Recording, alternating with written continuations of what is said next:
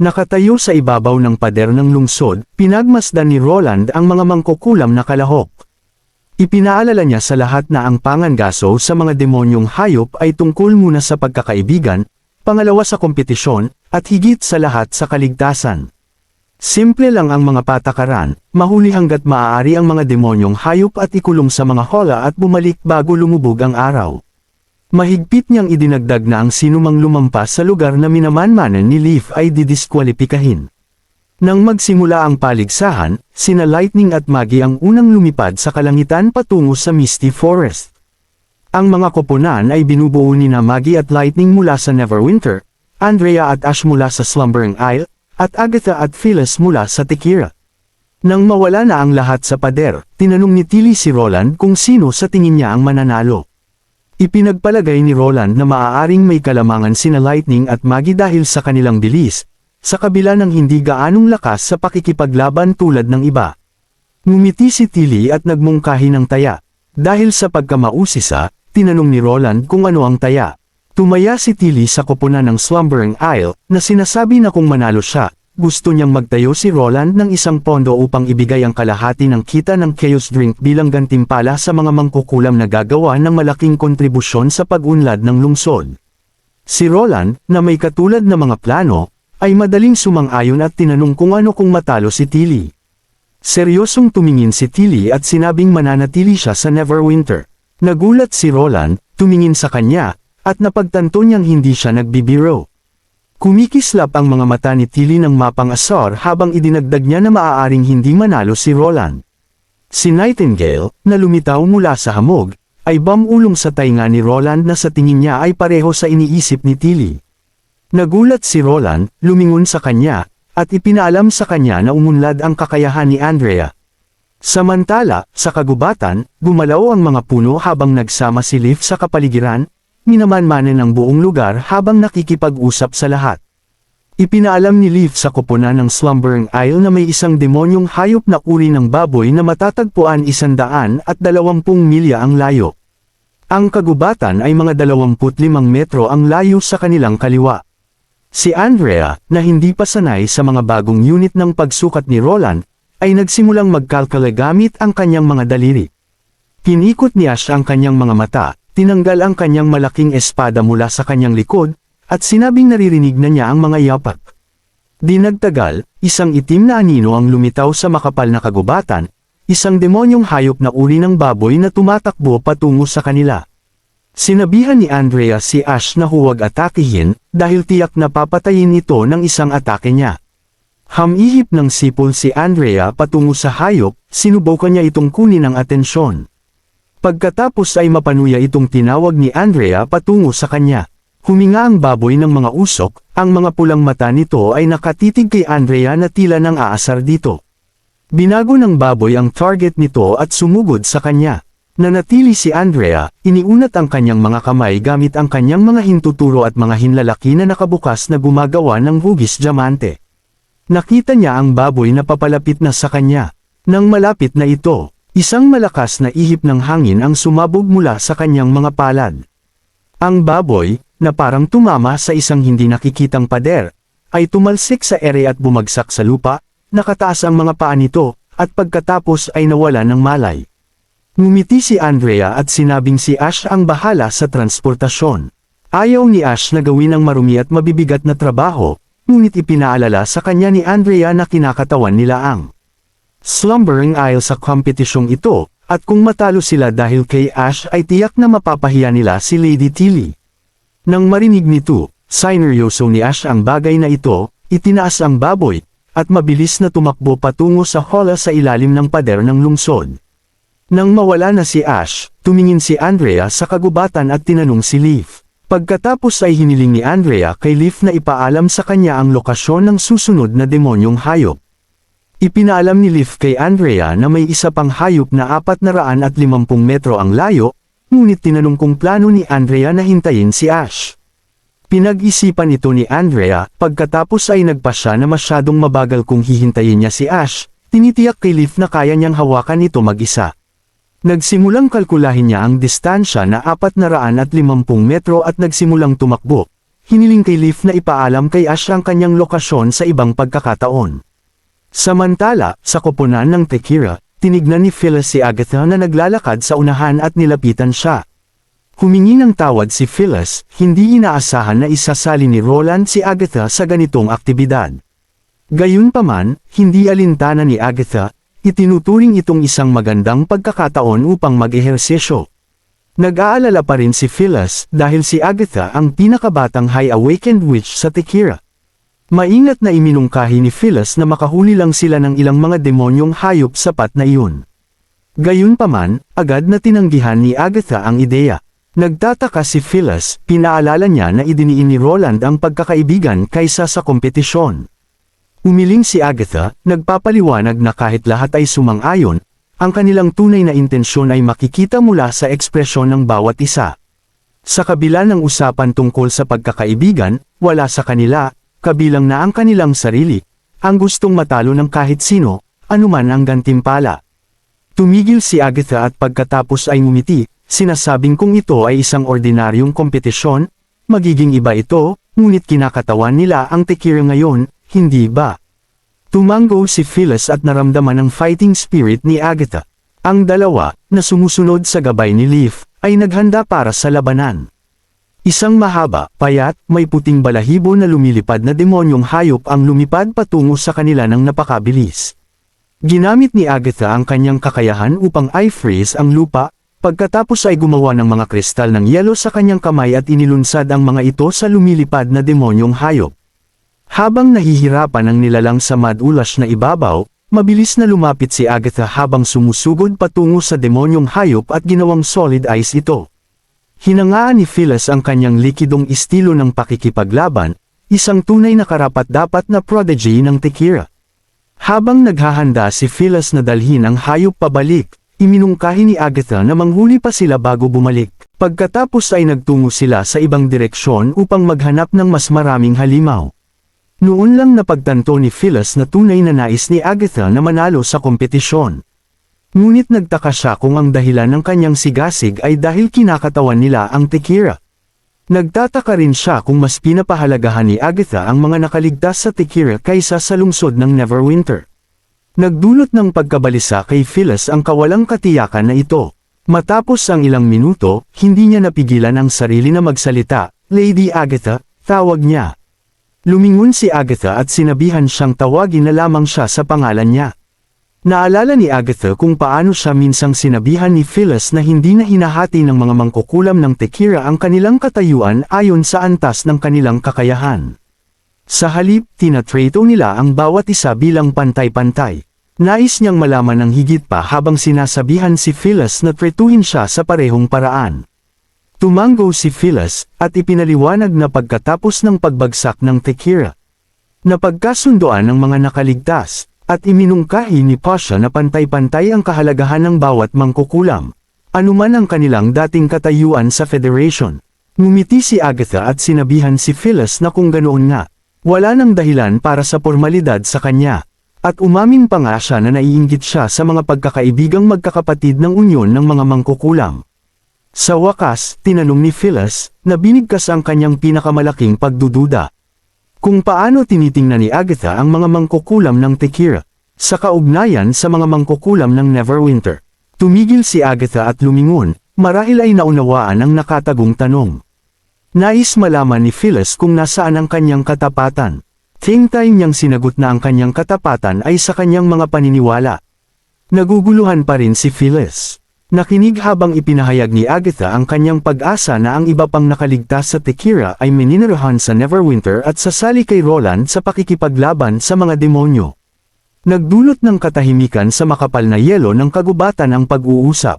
Naramdaman ni Phyllis ang isang pakiramdam ng pagkawala, hinagpis na akala niya ay makakasama ng Tekira si Agatha. Nilinaw ni Agatha na siya ay magiging isang mangkukulam pa rin ng Tekira. At hindi yun magbabago para sa kanya. Nagpumiglas pa rin si Phyllis upang maunawaan kung bakit naniniwala si Agatha na dapat silang sumunod sa isang mortal na hari. Pinaalala ni Agatha ang kasaysayan ng Federation. Tinanong niya si Phyllis kung nakalimutan na niya ang orihinal nitong layunin.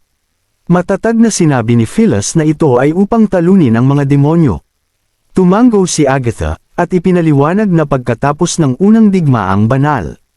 Nagkaisa ang mga mangkukulam sa buong kontinente at kinuha ang pamumuno sa Maharlika at hari ng mga mortal ngunit hindi pa rin natalo ang mga demonyo. Gayunpaman, pinatunayan ni Roland na mayroon siyang kakayahan upang talunin ang mga demonyo. Kaya bakit hindi magsilbi sa ilalim niya? Naniniwala si Agatha na mayroon lamang isang tao na may kakayahang pag-isahin ang mga secular na kapangyarihan ng mundo. At tunay na pahintulutan ng mga mangkukulam at ordinaryong tao na mamuhay ng mapayapa at pantay-pantay. Iyon ay walang iba kundi si Roland Wimbledon.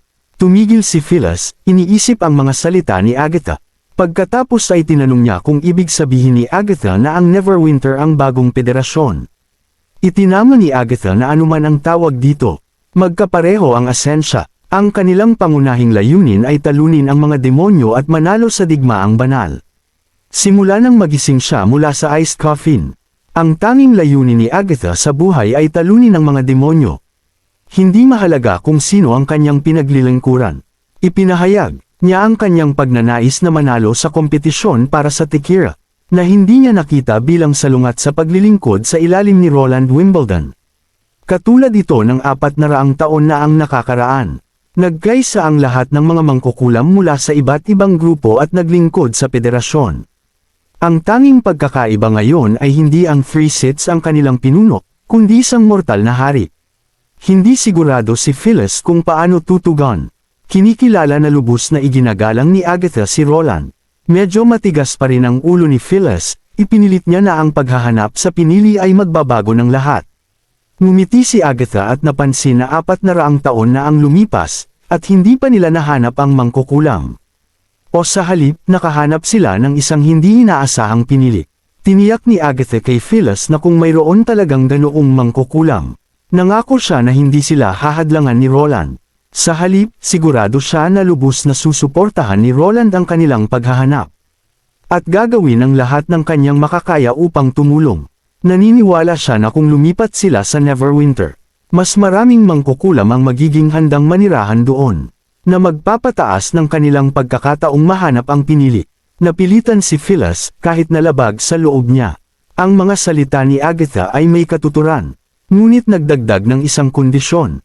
Depende ito sa kung tunay na makakayanan ni Roland ang mga demonyo. Pagkatapos ay tinanong niya si Agatha kung tunay niyang pinagkakatiwalaan ang mortal na haring ito. Ngumiti si Agatha, at ibinahagi na siya, tulad ng iba pang miyembro ng unyon ng mga mangkukulam, lubos na nagtitiwala kay Roland. Iminungkahi niya na tiyak na mauunawaan ni Phyllis ang kanyang tiwala matapos masaksihan ang inihandang pagsasanay ng kanya ni Roland bukas. Biglang may isang malakas na dagandong ang tumunog sa kagubatan, na nagdulot ng biglang pagbabago ng ekspresyon ni Phyllis. Kinilala ang tunog, nakita niya ang isang higanting lumilipad na nilalang, na lumitaw sa itaas niya, na may hawak na isang halimaw na demonyo sa kanyang mga kuko. Nagulat siyang bulalas, at tinanong kung bakit mayroong demonyo dito. Kalmado itong ipinaliwanag ni Agatha na ito ay ebolusyon ng kakayahan ni Maggie at hindi isang demonyo. Kumalma si Phyllis at pagkatapos ay nagkomento na tila napakadali para kay Maggie ang pagkuhan ng mga demonyong hayop. Sumang-ayon si Agatha na maginhawa ang kakayahan ni Maggie, ngunit binanggit na kulang sina Maggie at Lightning sa mahigpit na pagsasanay sa pakikipaglaban, ibig sabihin hindi nila mahusay na magagamit ang kanilang mahiwagang enerhiya. Sa pagmamasid sa napakalaking anyo ni Maggie, naunawaan ni Phyllis ang punto ni Agatha. Hindi kayang panatilihin ng dalawang batang babae ang kanilang mahika hanggang sa paglubog ng araw. Matapos ang kanilang may-sensing pag-uusap, naging seryoso sina Agatha at Phyllis sa kompetisyon. Mula sa puntong iyon, nanguna si Phyllis sa pagkuha ng mga demonyong hayop, habang sinusuportahan siya ni Agatha sa gilid sa pamamagitan ng pagpigil sa mga demonyong hayop sa kanilang galaw. Habang unti-unting dumilim ang kulay abong kalangitan, inihayag ni Leaf ang pagtatapos ng kompetisyon. Nagtipon ang mga koponan sa labas ng mga pader ng lungsod, kung saan nagsimulang bilangin ni Wendy ang mga puntos. Kinuha niya ang isang notebook at inihayag ang mga resulta. Nakakuha ng 7 puntos ang koponan ng Neverwinter.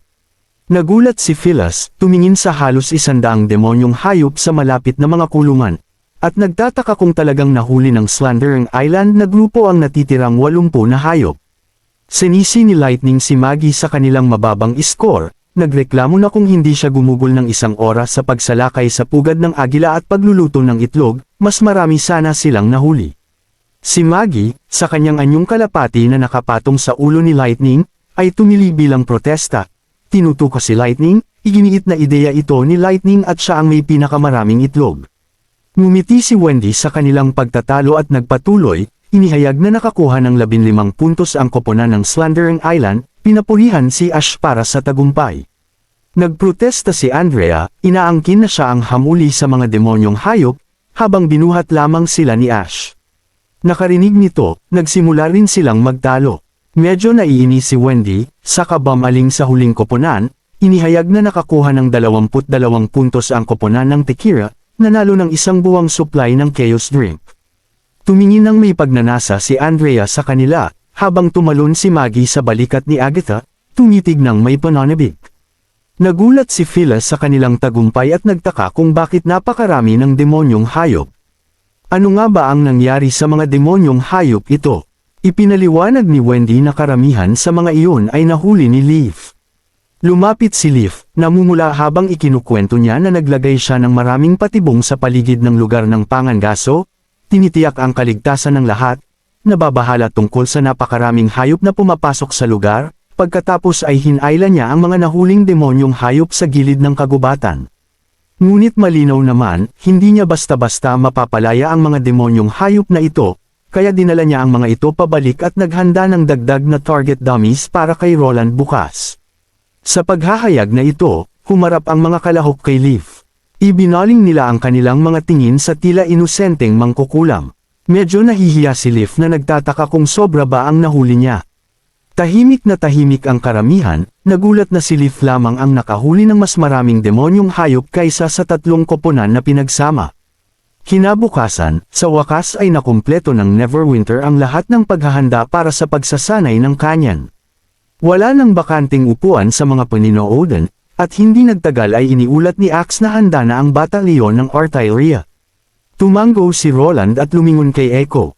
Hinihiling sa kanya na simulan ang pagtugtog ng marcha. Ginamit ni Echo ang kanyang kakayahan, at agad na napuno ng pamilyar at malakas na musika ang pader ng lungsod. Nagsimulang umakyat sa pader ang mga sundalo, nakakuha ng atensyon ng lahat, lalo na ng mga magulang at pamilya sa madla. Habang umaakyat ang mga sundalo sa dalasdis patungo sa pader, sumabog ang karamihan sa masigabong palakpakan. Ipinahayag ni Eileen, na nakaupo sa tabi ni Ferlan, ang pagsisisi na hindi masaksihan ni May ang tagpong ito. Si Ferlan, ngumiti, pinaalalahanan siya na buntis si May at hindi makatayo sa pader sa lamig, ngunit magkakaroon pa ng maraming pagkakataon. Biglang tinanong ni Eileen si Ferlan kung gusto niyang maging bahagi ng pagsasanay na ito. Sandaling nagulat si Ferlan. Pagkatapos ay inasar niya ito, nadama ang mabilis na tibok ng puso nito. Nag-isip si Ferlan, iniisip na kung hindi siya naging guro at nagpatuloy bilang isang kabalyero, maaaring sumali siya sa unang hukbo, nagsilbi bilang espada ng hari, nakipaglaban para kay Roland, at pinalawak ang teritoryo ng kaharian sa mga hindi pa nagagawang lawak. Sa pagmamasid sa mga sundalo, nakaramdam siya ng kilig na hindi niya naranasan sa mahabang panahon. Marahil balang araw sa hinaharap, maaari siyang sumali sa kanila. Tumigil ang musika, at si Axe, nakatayo sa plataporma, ay itinaas ang isang bandila at sumigaw ng utos na ito ng pansin. Lahat ng kanyan ay nakatarget sa mga demonyong hayop sa ibaba ng pader. Isa sa mga sundalo ang nagbiro tungkol sa pangit ng kanyang target na hayop, at mahigpit siyang sinabihan ni Vayner na maging seryoso. Isa pang sundalo, na responsable sa paglolod ng kanyan, ay kinakabahan sa maraming mata na nakatingin sa kanya. Tumingin ng matalim si Vayner at pinaalalahanan siyang sundin ang kanilang mga pinasanayang pamamaraan. Nagiging abala ang paningin sa proseso ng paglolod. Sa lalong madaling panahon, ang mga malapit ng magretiro ng mga kanyan ay sabay-sabay na tumunog. Nang makarating sa mga tainga ng mga manunood ang nakakabinging tunog ng putok ng kanyan. Ang mga bala ay nakarating na malapit sa mga demonyong hayop. Ang napakalaking pagsabog ay dinurog ang mga kahoy na kulungan, nagpapadala ng mga splinters, singaw na dugo, at laman sa kalangitan. Ang mga bituka at mga paa ng mga demonyong hayop ay nakakalat saan man. Sumiklab ang karamihan sa masigabong pagpalakpakan pagkatapos ng unang round ng pagpapaputok ng kanyan. Nagpatuloy ang mga pagsabog, itinaas ang alikabok at mga labi sa tila walang katapusang agos. Ginagawang apoy na apocalypse ang lugar sa ibaba ng pader. Kapansin-pansing nagbago ang ekspresyon ni Phyllis habang nasaksihan niya ang pagkawasak. Sa wakas ay naunawaan niya ang pinagmulan ng tiwala ni Agatha, sa gayong kapangyarihan kahit na ang mga mortal ay maaaring makipaglaban sa mga demonyo. Lubos nitong binago ang kanyang dating paniniwala. Hindi siya nag-iisa sa pag-iisip tungkol dito, dahil ang tatlong dating pinuno ng alchemy na lubhang nabighani sa mga pagsabog. Hindi sila nagsalita, ngunit iniisip nilang lahat ang parehong bagay, ito ang tunay na kakanyahan ng kimika. Nagkasalubong ang kanilang mga mata, natagpuan na nila ang kanilang panghabang buhay na mithiin, at nagmadali patungo sa loob ng lungsod upang humingi ng laboratorio kay Kyle. Isa si Cole sa marami na nagulat sa mga pagsabog.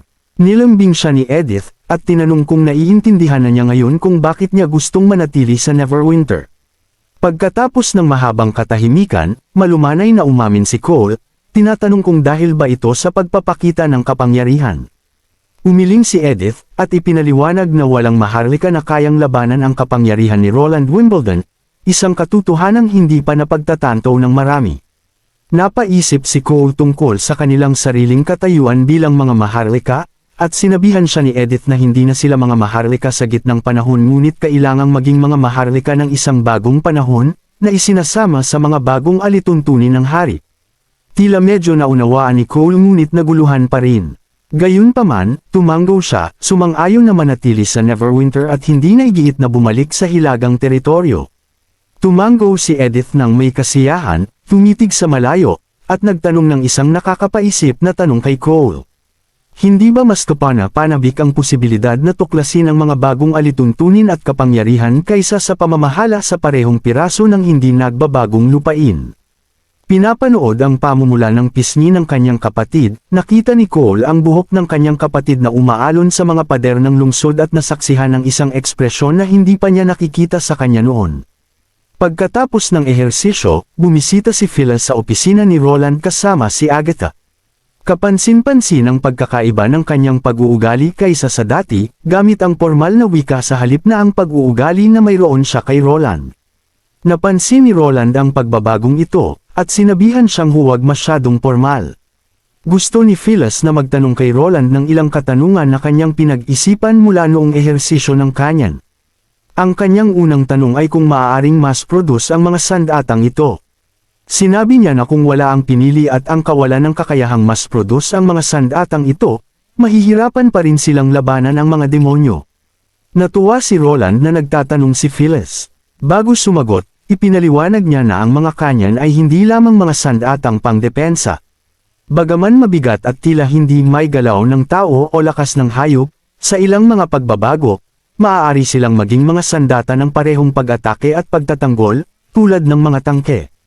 Habang nagpapaliwanag si Roland, nahihirapan si Phyllis na maunawaan ang mga salitang lumalabas sa bibig ni Roland ngunit nadama ang kanilang kahalagahan.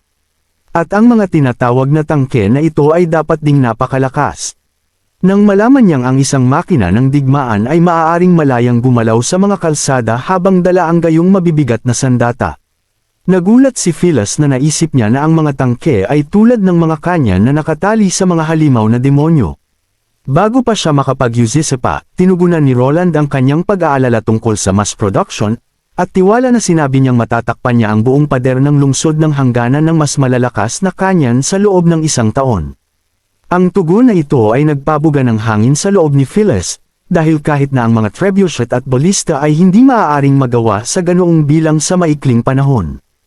Pagkatapos ay tinanong ni Phyllis ang kanyang pangalawang tanong.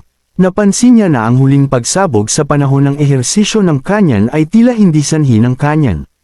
Kaya ano iyon? Ngumiti si Roland, at sinabing sa kasalukuyang teknolohiya, ang bagay na nagdulot ng pagsabog ay ang pinakamababang baitang lamang ng kanilang mga sandata. Nang marinig ito, nakaramdam ng panginginig si Phyllis, nagtataka kung nagtataglay si Roland ng mas malalakas na sandata. Humigop ng tsaa si Roland at hiniling kay Phyllis na ilarawan ang huling pagsabog. Nag-isip siya sandali at sinabing parang isang bagong silang na anak ito. Binanggit ni Roland na ang mga pagsabog, tulad ng mga anak, ay walang hangganan, at maraming sandata, naisip ni Roland, na maaaring tawaging tunay na anak ito. Habang nagpapatuloy siya at nagsalita tungkol sa pagkumpleto ng dalawang mahabang gawain bago makamit ang gayong tagumpay, sinundan ito ni Roland sa pamamagitan ng pagsasabing makakamit muna nila ang maliwanag na paglabas ng araw at hanapin ang distansya nito. Ginulo siya ni Agatha. Nagsalita rin si Nightingale na pinapayuhan siyang hindi pa oras para sa mga pangarap sa oras na ito. Bumalik si Roland sa paksa, na pagtanto na hindi maintindihan ni Phyllis ang alinman sa mga salitang ito. Tiningnan niya ang mortal na hari na may halo-halong damdamin, pagkatapos ay tinanggal ang kanyang singsing. Sinabi niya kay Roland na kapag dinurog niya ang magic stone sa singsing, mararamdaman ng mga nakaligtas sa Tekira ang kanyang lokasyon at maaaring makipag-usap mula sa kahit saan, ngunit kailangan nilang gumawa ng ilang paghahanda muna. Pagkatapos ay hiniling ni Roland kay Agatha na dalhin si Phyllis sa bulwagan ng kastilyo upang gawin ang mga kinakailangang kaayusan. Matapos umalis sa opisina, huminga ng malalim ang lahat.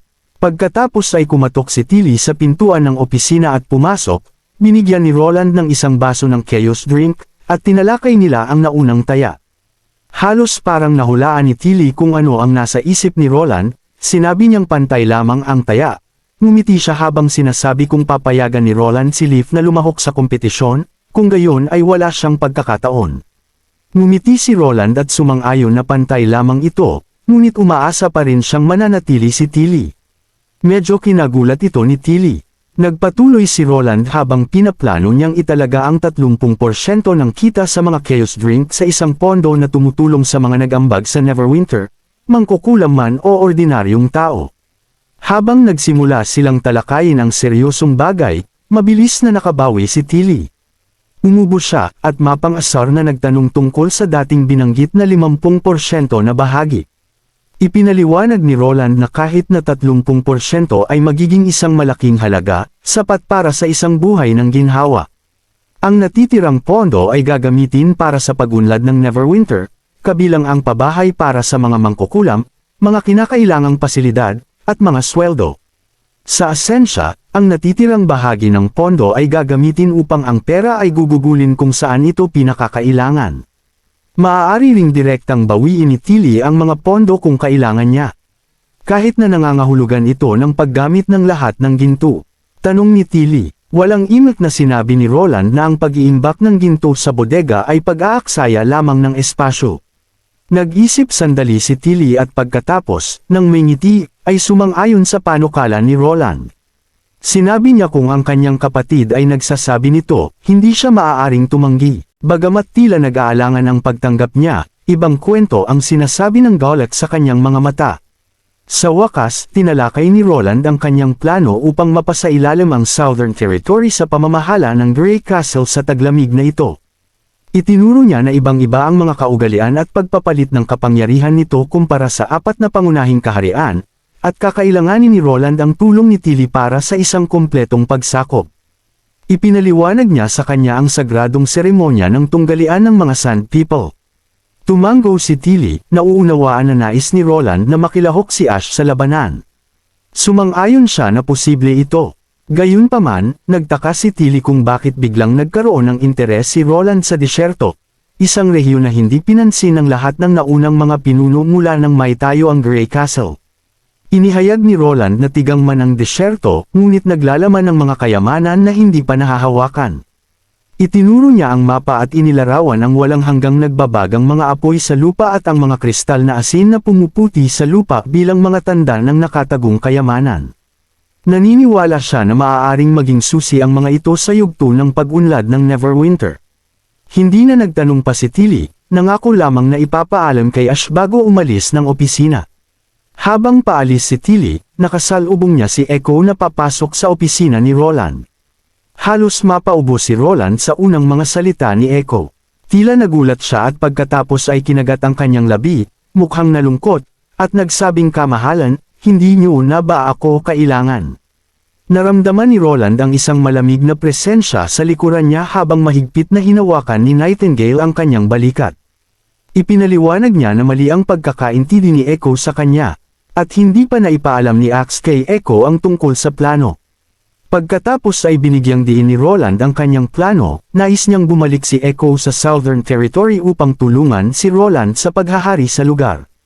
Dahil sa kanyang katayuan, si Echo lamang ang taong maaaring magmungkahi ng isang sagradong tunggalian.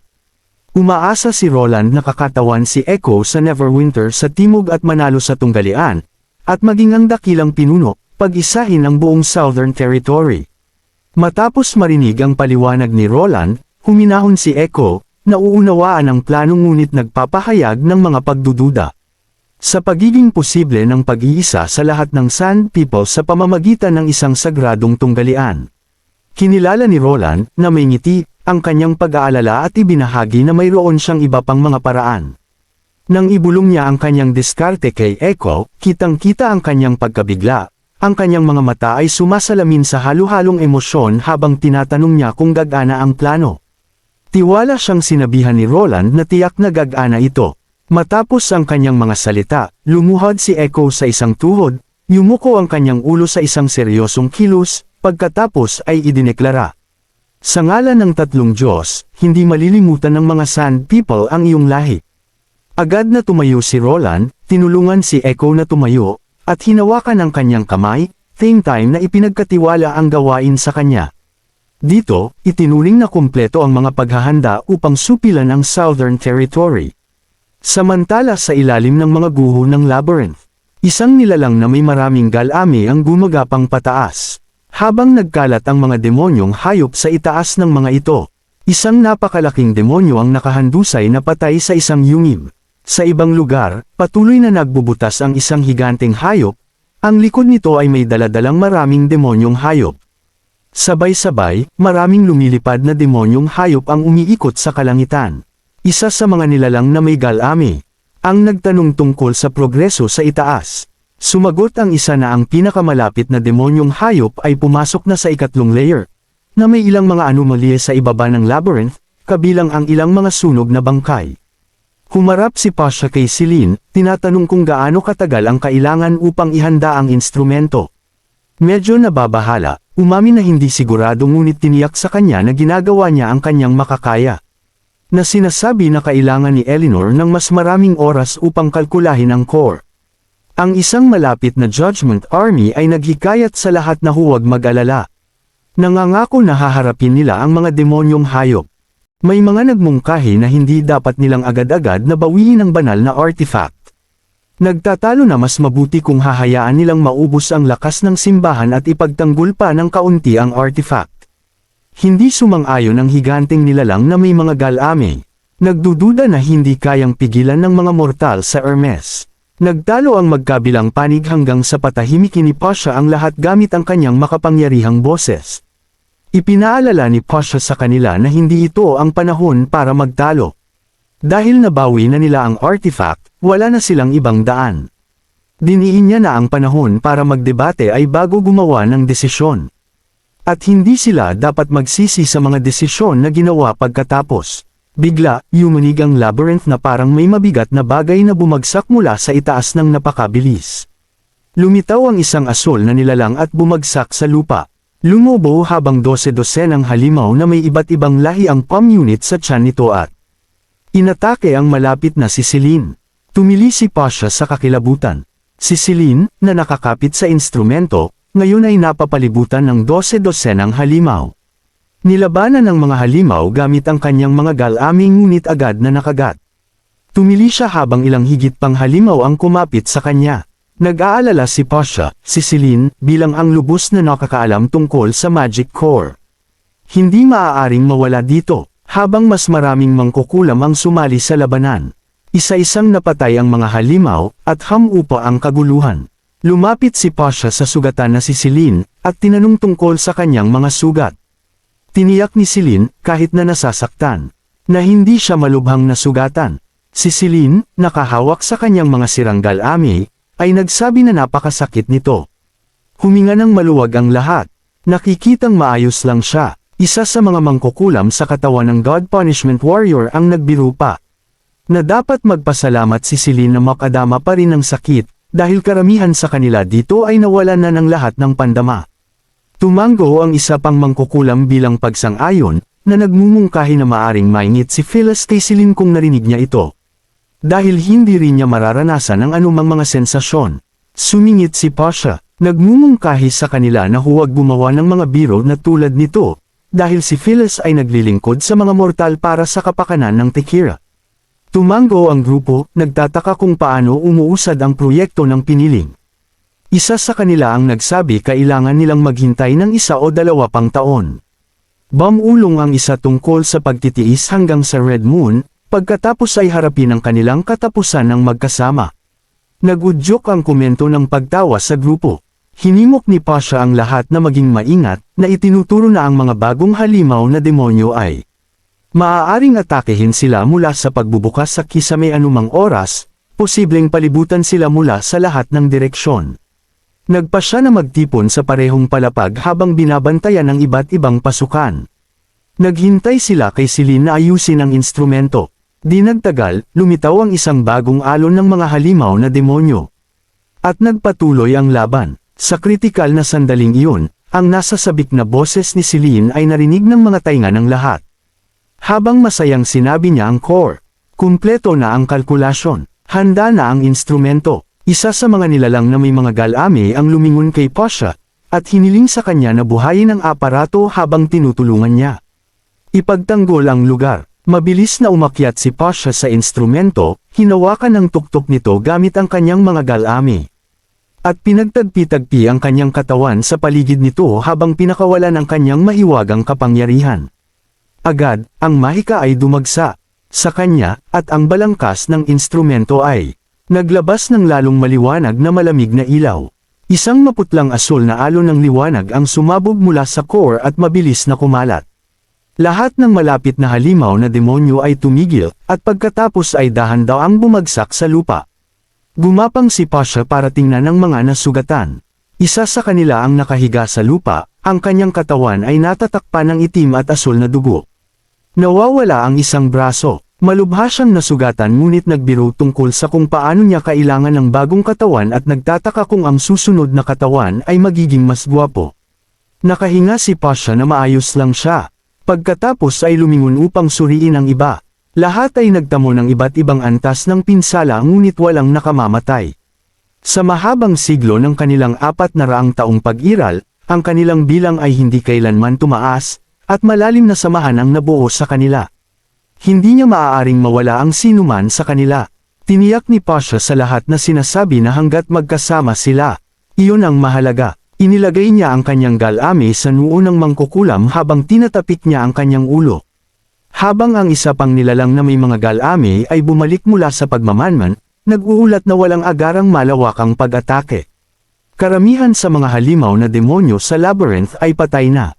Pagkatapos ay ibinahagi ni Celine ang masamang balita. 2 bahagi ng instrumento ang nasira, na iniwan silang walang proteksyon nito sa loob ng 1 linggo. Sinabi ni Pasha na kahit na ang gayong pag-activate ay maaaring masira ang instrumento, nagtataka kung ano ang mangyayari kung gagamitin ito ng piniling. Sumagot si Celine na ang kanilang mga materyales ay pinakamababang kalidad at hindi maabot ang mga kinakailangan ng napakabanal na nilikhang ito. Napansin ng isa sa kanila na mas madali ang mga bagay sa Federation, kung saan maaari nilang gamitin ng malaya ang ginto, pilak, at mga hiyas.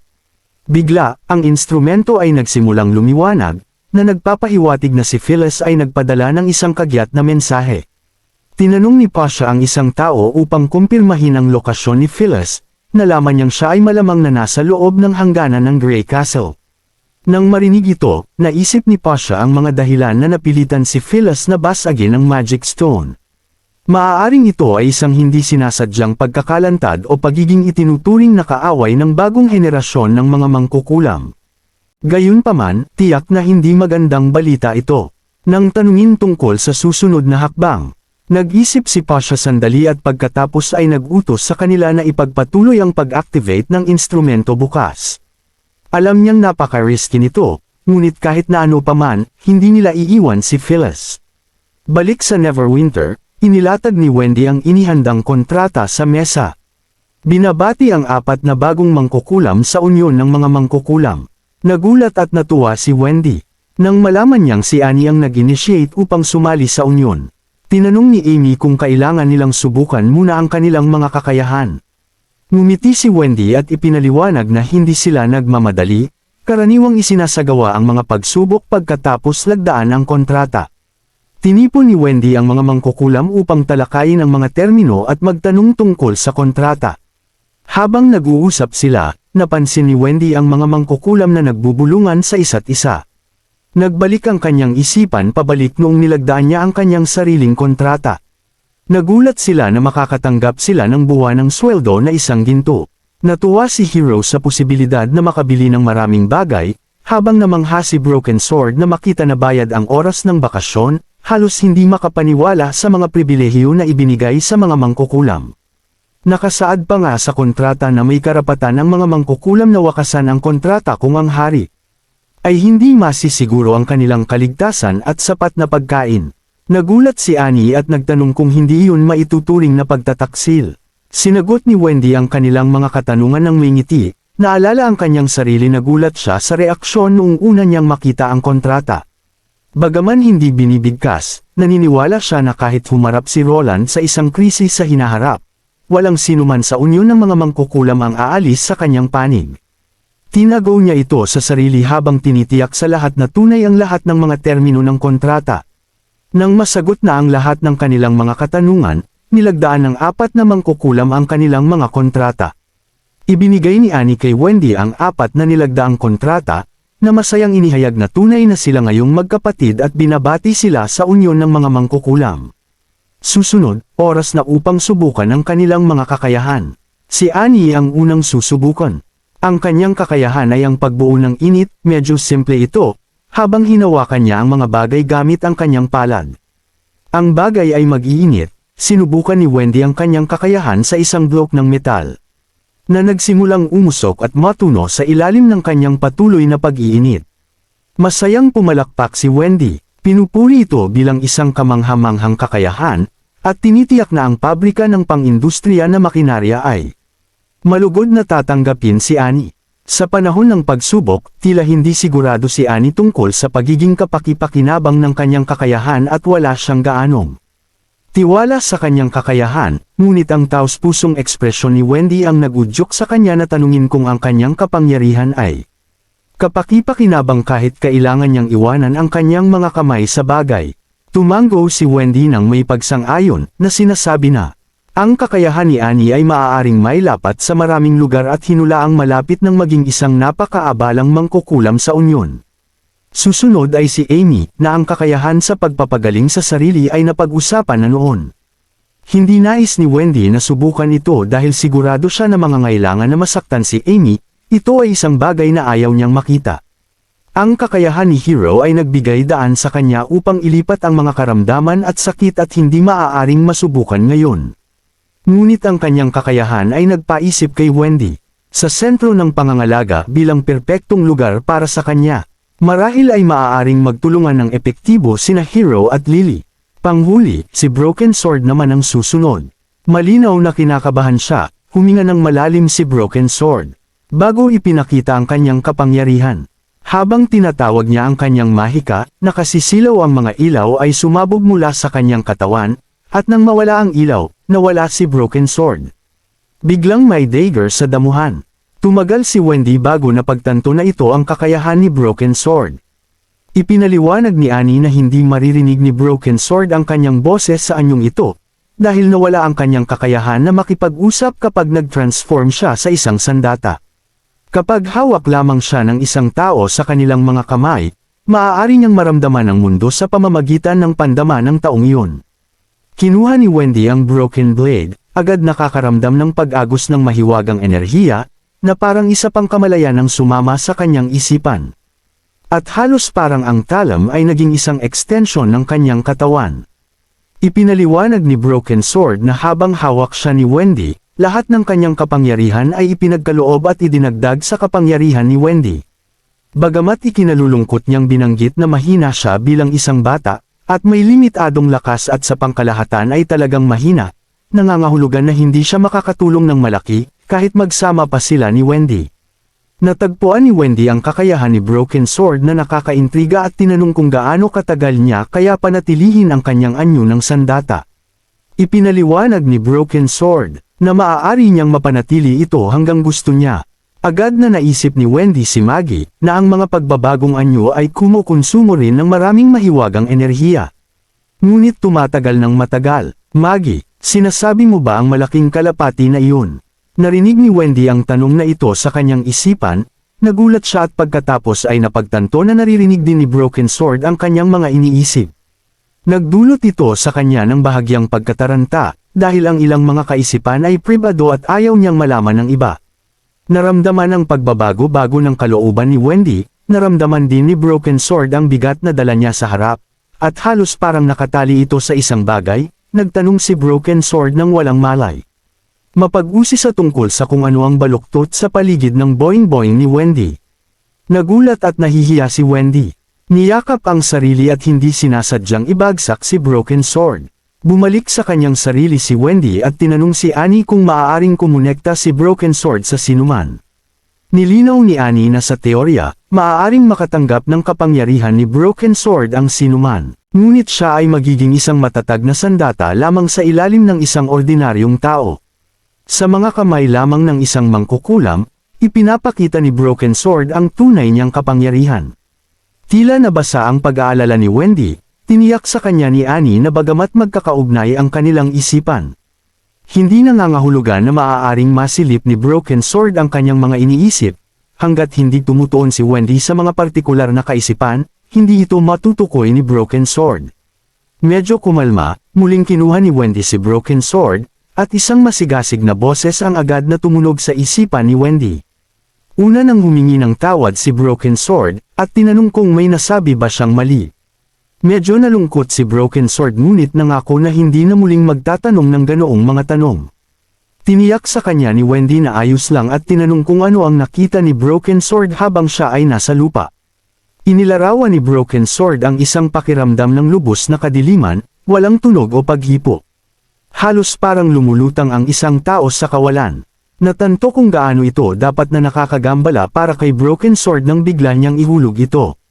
Agad na humingi ng tawad si Wendy. Nangangako na hindi na niya ito muling ibababa ng basta-basta. Sa pag-aaral ng higit pa tungkol sa kakayahan ni Broken Sword, natuklasan ni Wendy na kahit nasaan yung sandata, maaaring masaktan si Broken Sword, ngunit maaaring palakasin ng mga mangkukulam ang kanyang tibay. Katinuan, at saklaw gamit ang mahika. Nagsali ng mahika kay Broken Sword si Wendy. Hinampas ni Wendy ang talim, na bumubuo ng matalim na agos ng hangin na pumutol sa isang sanga. Nagulat si Broken Sword na malaman na ang kakayahan ni Wendy ay hangin at siya ay isang mangkukulam ng labanan. Biglang naisip ni Wendy si Anna. Nagtaka siya kung gaano kalakas ito kung ilalagay ni Anna ang kanyang mahika kay Broken Sword at pagkatapos ay aatake ng buong lakas. Sa pagninilay-nilay nito, nagpasya si Wendy na iwanan ito kay Roland upang ipagpatuloy ang pagsubok sa mga kakayahan ni Broken Sword. Sa opisina ni Roland, pumasok si Agatha. Dumating siya upang ipaalam na tumugon na ang mga mangkukulam ng Tekira. Sa ilalim ng lupa na maze ng labyrinth, inihayag ni Celine na handa na ang lahat. Ang Judgment Army na binubuo ng lahat ng mangkukulam, dahan-dahan na sumulong. Sa pinakaharap, mismo sa ilalim ng instrumento, nakatayo ang tatlong nilalang na may mga galami. Ang mga mangkukulam sa likod nila ay lahat mukhang napaka-seryoso at seryoso na nakatayo sa isang hilera. Hindi nila pinunasan ng dugo sa kanilang katawan, hawak ang mga kalasag at espada sa kanilang mga kamay. Sinadya nilang itapon ang mga bangkay ng mga halimaw sa magkabilang panig, na lumilikha ng isang nakakatakot at impyerno na eksena. Naisip ni Pasha kung makita ito ng mga mortal sa kabilang dulo. Tiyak na malalagay sila sa problema. Bagamat hindi sigurado kung ano ang nangyayari, ngunit pinakamasamang senaryo kung si Phyllis ay tunay na nahuli ng kaaway. Mahalagang lumikha ng isang nakakatakot na eksena upang pigilan ang mga maaaring sumubok na saktan si Phyllis. Kailangan nilang ipakita na hindi sila dapat paglaruan. Tumingin si Pasha sa instrumento at inutusan ang pag-activate nito. Kailangan nilang malaman ang sitwasyon ni Phyllis. Habang umiikot ang instrumento, isang malaking screen ang lumitaw sa harap nila. na nagpapakita kay Phyllis na nakangiti, tila nasa gitna ng isang pag-uusap. Hindi siya nahuli sa isang madilim na kulungan, ngunit sa isang maliwanag na bulwagan, nang makita ang screen. Nagpakita ng gulat na ekspresyon si Phyllis at tinanong kung ano ang nangyari sa kanila. Sandaling nawala ng salita si Pasha at ang iba pa, napagtanto na ang kalagayan ni Phyllis ay naiiba sa kanilang inaasahan. Pagkaraan ng ilang segundo, nagkatinginan sila ng nagtataka. Ipinaliwanag ni Pasha na nakikipaglaban lang sila sa isang malaking labanan ngunit ligtas ang lahat.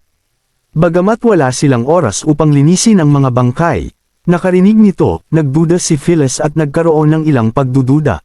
Sa anumang paraan, iwinawagayway ni Pasha ang kanyang mga galami sa mga mangkukulam ng Judgment Army sa likod niya. Iniuutos sa kanila na bilasan ang paglilinis ng mga bangkay ng halimaw at ilabas sila sa labyrinth. Nagreklamo tungkol sa kakila-kilabot na amoy. Ang mga mangkukulam sa likod, wala na ang seryosong hitsura. Nagrereklamo tungkol sa napakaraming bangkay at ang kanilang pag-aatubili na hawakan ang kasuklam-suklam, malagkit na bagay. May bamulong na isang buong araw silang gumugol sa pagtitipon ng lahat ng katawan at pagse-set up ng eksena. Mahigpit na inutusan silang tumigil sa pagreklamo at simulan ang paglipat ng mga bangkay. Si Agatha, na nakatayo sa tabi niya, ay napatili. Nahulaan na sila ay nag-aalala tungkol sa kaligtasan ni Phyllis at nag-set up ng eksena na pinlano upang takutin ang kabilang panig. Tumingin si Pasha sa babaeng may asul na buhok na familiar sa kanya. Agad na sumigaw si Pasha sa pangalan ni Agatha.